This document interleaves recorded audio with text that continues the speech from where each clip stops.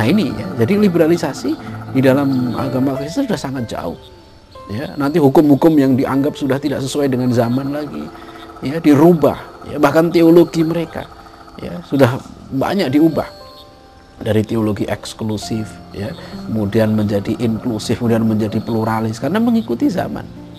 Ya, ini pandangan liberal. Ya, pengalaman dalam Yahudi dan Kristennya kemudian nanti dibawa di dalam Islam oleh orang-orang yang ingin meliberalkan Islam, mengikuti jejak langkah Yahudi dan Kristen.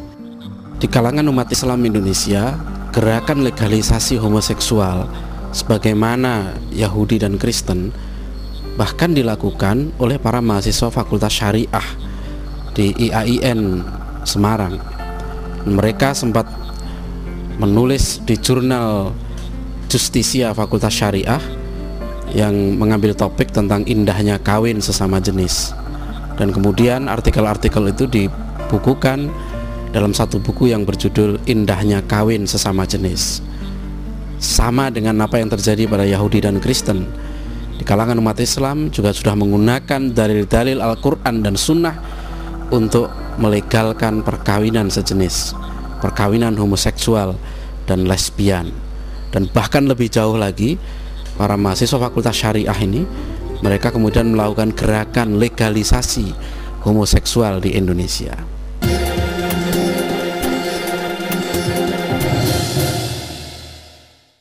Pemirsa, Islam adalah agama wahyu yang ditegaskan di dalam Al-Quran sebagai agama yang sempurna dari awal. Berbeda dengan agama Yahudi dan Kristen, Islam memiliki kitab suci dengan teksnya yang tidak berubah dari waktu ke waktu dan tidak diperselisihkan oleh umat Islam. Tetapi kaum liberal sepertinya tidak mau tahu karakter khas dari Islam ini. Mereka tetap ngotot meliberalkan Islam, mengikuti jejak kaum Yahudi dan Kristen dalam meliberalkan agama mereka.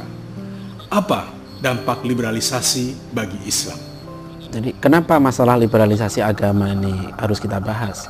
Karena ini masalah yang sangat penting, yang menyangkut dasar-dasar ajaran agama itu sendiri, menyangkut eksistensi agama itu sendiri. Ya, karena kalau dalam faham liberal ini ya dikatakan tidak ada yang tetap di dalam agama, maka apalagi yang tersisa dari agama. Ya, dalam pandangan Islam ada hal-hal yang thawabit, ada hal-hal yang sudah qat'i, ada hal-hal yang tetap di dalam Islam. Orang Islam itu syahadatnya dari dulu, asyhadu an la ilaha illallah, asyhadu anna Muhammadar Rasulullah.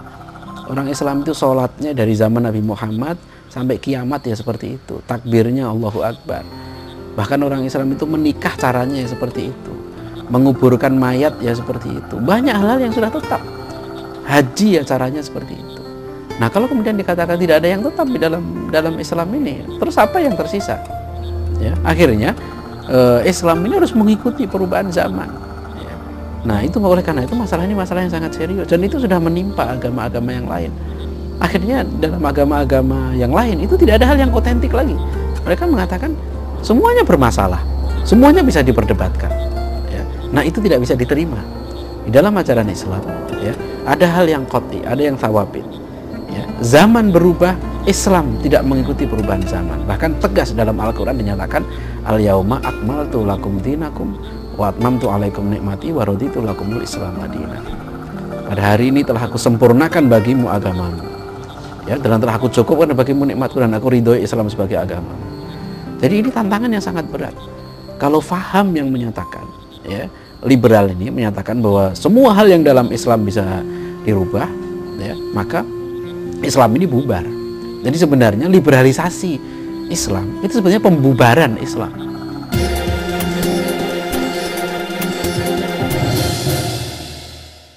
Karena begitu seriusnya dampak liberalisasi Islam terhadap ajaran-ajaran Islam, maka tokoh-tokoh Islam dan organisasi Islam pun tidak tinggal diam. Mereka melakukan perlawanan dengan segenap kemampuan yang ada. Meskipun mereka sadar bahwa pendukung liberalisme Islam di-backup oleh kekuatan-kekuatan global yang sedang berkuasa.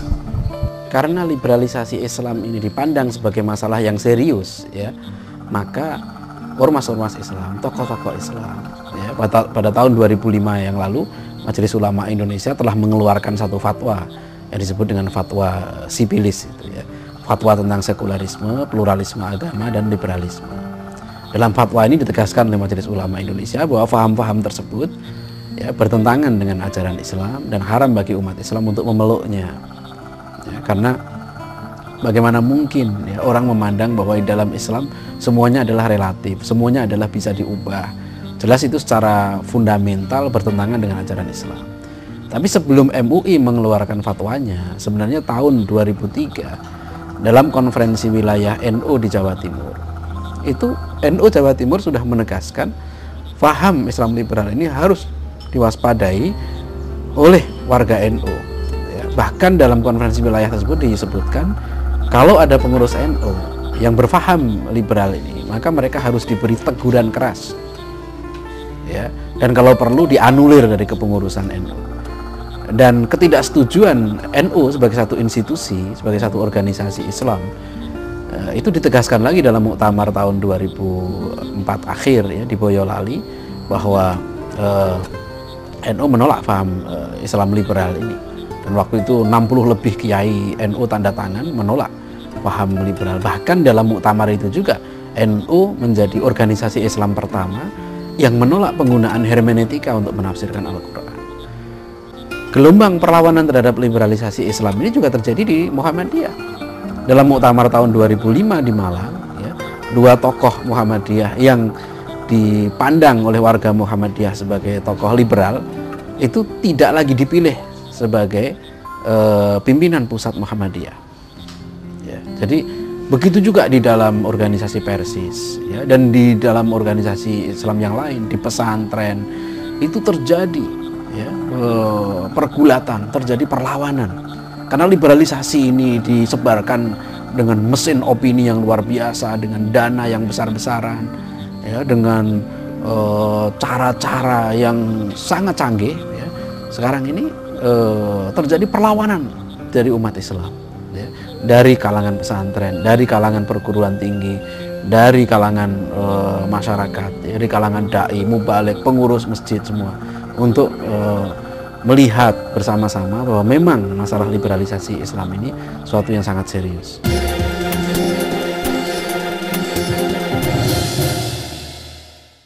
Tidak sedikit di antara umat Islam yang salah paham bahwa Islam liberal adalah identik dengan JIL atau Jaringan Islam Liberal.